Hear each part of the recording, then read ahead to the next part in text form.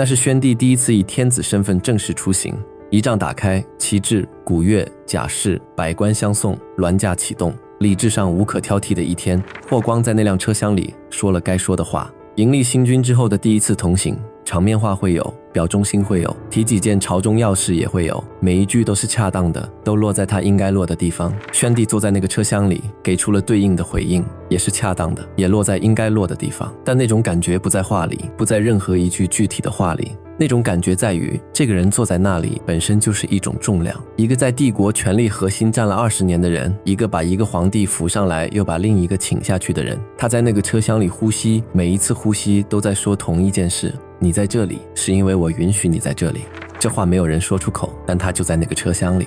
随着车辇每一次颠簸一起震动，从出发震到目的地，从那一天震进此后所有的朝会和奏章里。宣帝后来提起那次同城，说的是若有芒刺在背。他说这话的时候，霍光已经死了，他是在回顾，是在替那段岁月命名。但那根芒刺不是事后才有的，是那天就扎进去的，从銮驾启动的那一刻开始扎，此后一直没有拔出来，扎了很多年。芒刺的特别之处在于它不割、不刺穿、不造成流血的那种伤口，它只是扎在那里，不动不疼，动了才疼。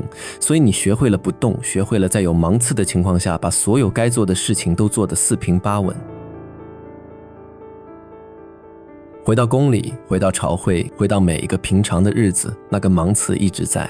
有几件事是具体的，把它们说清楚，才能明白那根刺扎得多深。地方郡国的奏章不是直接送到皇帝案头的，他们先到大将军府，霍光看过，批注过，表明了处理意见，才向上走。这不是写在律令里的规定，是20年养成的习惯。昭帝8岁即位，霍光辅政，整个官僚系统跟着他的节律走了20年，走成了肌肉记忆。没有人觉得有什么需要改变，因为这就是这架机器本来的样子。宣帝坐进来，机器照旧运转，没有一个齿轮停下来问一句要换个主人了吗？朝会上，宣帝问话，大臣回话，流程走完，礼数周全，挑不出任何毛病。但那些回答里有一种微妙的分寸，不是不敬，是另一种东西，是在回答皇帝的同时留着一点空间，等着看大将军怎么说。霍光的话落地，比皇帝之前说的话更快地变成每个人接下来行动的依据，没有冲突，没有任何失礼的举动。朝会散去，一切正常。宣帝就坐在那个正常里，把这些看得一清二楚，一字不落。他是从长安街头过来的人，他知道一个地方真正说了算的是谁，不是看谁坐在最高的位置上，是看出事的时候大家的眼睛往哪里转。然后他开始在这个现实里找缝隙，他开始直接召见地方官员，问的细，问的内行，让那些人离开之后才回味过来，这个皇帝一直在看，而且看得懂。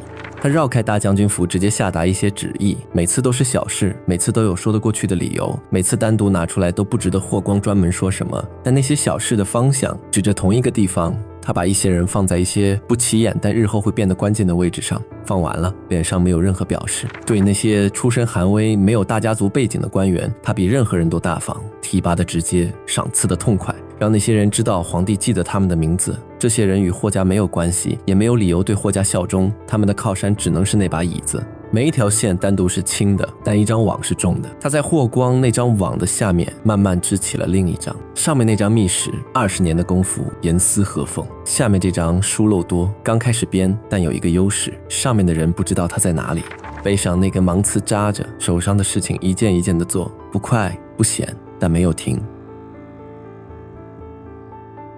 大将军光稽首归正，上谦让委任言。即位一段时间后，霍光上了一份奏章，请求归正。他说：陛下既已亲政，天下大事理应悉由陛下裁断，臣年迈，精力不济，恳请陛下准臣卸任，颐养余年。措辞谦恭，字里行间的诚意毫无破绽。宣帝即位，光稽首归正，上谦让不受，诸事皆先观白光，然后奏御天子。宣帝把奏章看完，搁在案上沉默了片刻，然后提笔写了回书。大将军辅弼先帝，功勋著于社稷，今朕出城大位，国事繁重，非大将军主持不能妥当，请大将军勿辞，朕有赖焉。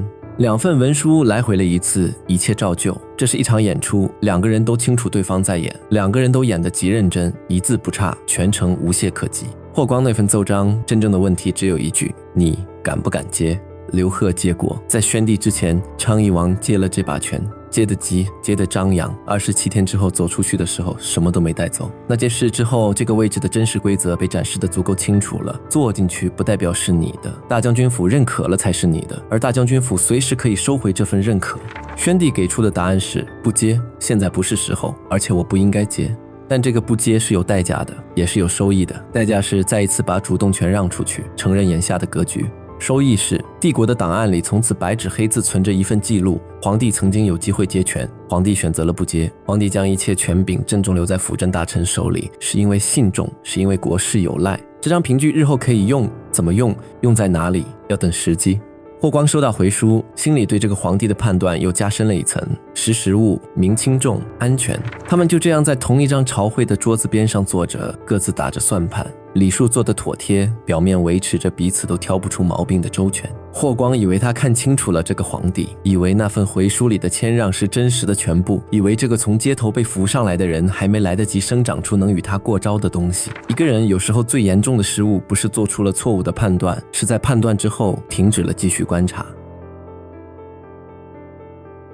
公元前68年，霍光病了，是积年磨损在某个节点集中兑现，身体开始往下走，就没有再回来。宣帝多次亲往探视，每次都带着得体的规格，带着应有的礼物，带着让人挑不出毛病的姿态。然后是最后一次，史书只留下一个动作：握手。宣帝在病榻前俯下身，握住了霍光的手。那双手在帝国的档案里留下了太多印记，批过的奏章，签押过的任命，在多少个关键节点推动过多少件改变帝国走向的事情。这一切随着那个姿势浮上来，压在那间屋子里。房间里是安静的，那个握手本身是那天最重的东西。霍光侧过脸，开始说后事。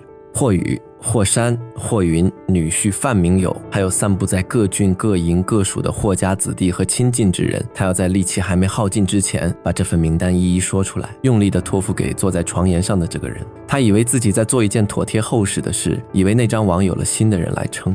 宣帝坐在床沿，听那些名字，每一个都记下来。霍光说一个，宣帝点一次头。那个点头是什么？霍光以为是承诺，是答应，是皇帝一贯识大体，一贯给出让人放心的回应的又一次。他用几十年替帝国做事养成的那套逻辑来理解眼前这个人，他不知道他理解错了，或者他知道，但在病榻上他已经没有别的选择。宣帝墨迹的那份名单和霍光的不同。霍光名单上每个人后面标记的是托付，宣帝那份标记的是别的东西，那个东西这里还不需要说出来，时机还没到。霍光说完，房间安静下来。宣帝起身走出那个房间，走出霍家的大门，走回自己的宫殿。那份名单在心里压着，沉甸甸的，但是稳的。背上那根芒刺还在，但名单已经记下了，账还没到算的时候。帝节2年春，大将军病笃，车驾自临，问光病，上为之涕泣。霍光死后，宣帝哭了，这没有什么可疑的。帝王哭，辅政大臣，礼数上是应当的，情义上也说得过去。霍光扶持他登基，在那段最不稳的日子里替他撑住了局面，怎么都该哭，哭得真实。但在理智规定该有的悲伤之外，有一件事是确实的，那根在背上扎了多年的刺那天松动了，不是立刻拔出来的。那种积年的力量不会随着一个人的死亡立即消散，它还在那架机器里，在霍家那份名单上的每一个人身上，在习惯了那种节律的整个官僚系统里。霍光走了，但他在那张网上编了20年的结，一个个都还扣着，不是一口气能解开的。宣帝知道这一点，所以他没有在霍光下葬前后急着做什么。他送了极高规格的葬礼，陪葬之后，礼遇之隆，让所有人看见皇帝对这位辅臣的哀荣是真实的，是周全的。这一段先画上一个干净的句号。